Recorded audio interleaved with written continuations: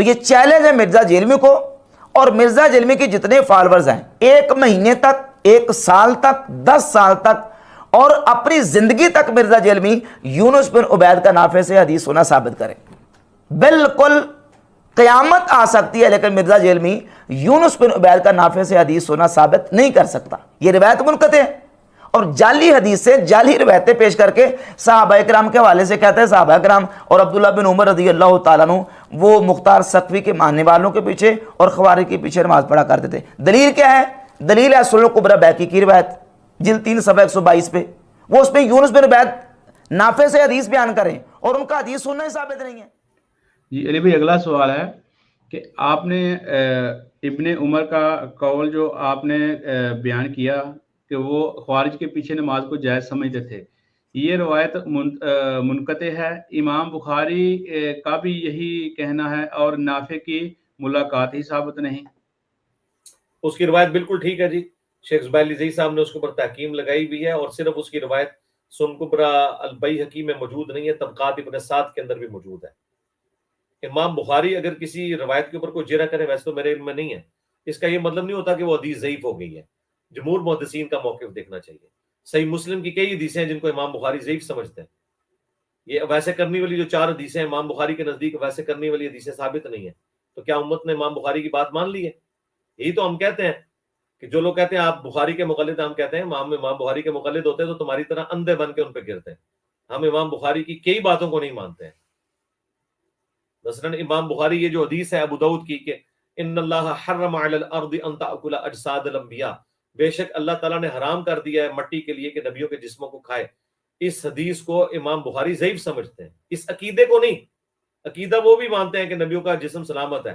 انہوں نے تو حضرت عمر کے بارے میں صحیح بخاری کے اندر 1390 نمبر اثر لیا ہے کہ ان کا بھی پاؤں مبارک آلموسٹ 70 سال کے بعد قبر سے باہر نکل آیا تھا سلامت. عقیدہ تو وہ صحابہ کے لیے بھی مانتے ہیں کہ اللہ تعالیٰ جس کے لیے چاہے اس کا جسم سلامت رکھ سکتا ہے. اس حدیث کو وہ ضعیف کہتے ہیں ایک وہم کی وجہ سے، جو راوی کے دادوں کے نام میں پھر جا کے فرق آتا ہے. باقی سارے محدثین کہتے ہیں امام بخاری کو وہم لگا ہے، اور ہمارا بھی یہی موقف ہے کہ امام بخاری کا موقف اس معاملے میں غلط ہے. ہم نے دیکھنا جمہور کی رائے کیا ہے اس معاملے میں. اور دوسرا اس کو تو چھوڑ دیں، عبداللہ بن عمر کو تو چھوڑ دیں نا. آپ آئیں بخاری کے اپنے اندر جو 695 نمبر روایت ہے، آپ کو تو یہ کہانی کرائی گئی ہے کہ یہودی تھے جو حضرت عثمان کو قتل کرنے آئے تھے، تو حضرت عثمان نے تو یہودیوں کے پیچھے بھی نماز پڑھنے کی اجازت دی ہے. 695 نمبر اثر کہ نمازیں ان کے پیچھے پڑھو، برائیوں میں ان سے الگ رہو. آپ کے نزدیک تو یہودیوں کے پیچھے بھی نماز ہو جاتی ہے، ہمارے نزدیک تو خوارج کے پیچھے اگر ہوتی ہے تو چھوٹا مسئلہ ہے. پہلے اپنی منجی تلے ڈنڈا پھیرو. آپ سے مراد ہے جو آپ کے دماغ میں یہ باتیں ڈالتے ہیں. میں اسپیسیفکلی سوال کرنے والے کو نہیں کہہ رہا.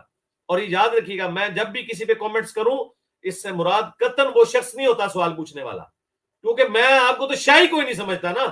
میری ٹکر تو ان مولویوں کے ساتھ ہے جنہوں نے یہ چیزیں پھیلائی ہوئی ہیں، تو اسی تو شاہی کوئی نہیں.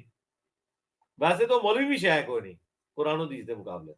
تو حضرت عثمان سے جب آگے پوچھا گیا کہ ہمیں خطرہ ہے کہ ہم گناہ میں مبتلا ہو جائیں گے تو آپ ہمیں کیا حکم دیتے ہیں، 695 نمبر حدیث صحیح بخاری میں، کیونکہ ہمارے امام تو آپ ہیں، مسجد پہ فتنے کے امام کا قبضہ ہے. تو انہوں نے فرمایا نیکی کے کاموں میں ان کا ساتھ دو، کیونکہ مسلمانوں میں نماز ہی ایک اجتماعی نیکی کا کام ہے، برائی میں ان سے الگ رہو.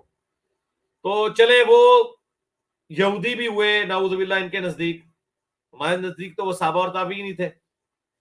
اور زیادہ سے زیادہ اگر آپ کہیں گے تو وہ بلوائی یا آپ ان کو خارجی کہہ لیں، نعوذ باللہ. ہم تو نہیں خارجی کہتے، خارجی کی ٹرم حضرت عثمان کے مخالفین کے لیے نہیں ہے، ان کے لیے بلوائی ہے، یعنی موب، بلوا کرنے والے لوگ. خارجی وہ جو حضرت علی کے خلاف کھڑے ہوئے ہیں. اور مجھے بتائیں آج جتنے لوگ ہیں کیا یہ قاتلین عثمان ہیں؟ یہ حضرت عثمان کو قتل کرنے کے لیے مسجدوں میں آئے ہوئے ہیں. تو ان سے بھی کمپیئر کریں تو آپ دیکھیں ان کا جرم تو ان سے بڑا تھا اگر اس ریشو پروپورشن میں دیکھیں. آپ کی ڈاکٹرن کے اندر، ہماری ڈاکٹرن تو ذرا مشکل ہے، وہ آپ کو سمجھ نہیں آئے گی. اس کے لیے تو آپ کو پھر وکھرے جہان میں داخل ہونا پڑے گا، پوری گیم کو سمجھنا ہوگا کہ بنو امیہ نے کس طرح جال بنا حضرت عثمان کو راستے سے ہٹا کے اس حکومت پہ قبضہ کرنے کا، کہ جو نبی الاسلام کی بعثت کی وجہ سے وہ سارے کا سارا جو پیراڈائم ہے وہ بنو ہاشم کی طرف شفٹ ہو گیا تھا بنو امیہ سے. تو ایک تو پورا معاملہ ہے، لیکن میں نے ویسے آپ کو اشارتاً بات کر دی. تو آپ کو اگر یہ نہیں لینی تو آپ وہ لے لیں، صحیح بخاری 695.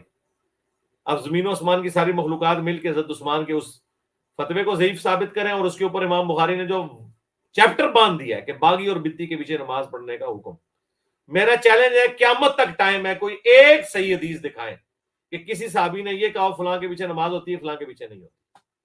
ایک ان کے پاس روایت تھی ابو داؤد ترمذی کی, البانی تو پہلے ہی اسے ضعیف کہتے تھے, شیخ زبیر صاحب بھی وفات سے پہلے اسے ضعیف ڈکلیئر کر گئے کہ عبداللہ بن عمر جو ایک مسجد میں داخل ہوئے اور وہاں کوئی شخص تصویب کر رہا تھا. تصویب یہ ہوتی ہے کہ اقامت سے پہلے لوگوں کو کہہ رہا تھا نماز کے لیے قریب قریب آ جاؤ. تو حضرت عبداللہ بن عمر نے کہا یہ تو اس کی بجائے اقامت پڑھنی چاہیے تھی, تو مجھے اس بدتی کی مسجد سے نکال دو, میں نے اس کے پیچھے نماز نہیں پڑھنی.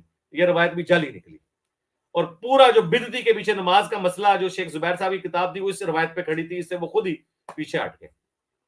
اللہ کا شکر ہے میں اپنے چیلنج پہ قائم ہوں کہ اس پلانٹ ارتھ پہ کوئی ایک حدیث بھی ایسی نہیں نبی علیہ السلام سے یا کسی صحابی سے. یہ سارے مولویوں اور اماموں کے فتوے ہیں. رکھو اپنے کول فتوے, سانو حضرت عثمان دا فتویٰ کافی ہے اور اس پہ امام بخاری نے باب باندھ دیا. تو ہم کسی کے فتوے کو نہیں مانتے سوائے حضرت عثمان غنی کے فتوے کے رضی اللہ تعالیٰ عنہ, کیونکہ خلیفہ راشد ہے, ان کی پیروی کا حکم ہے.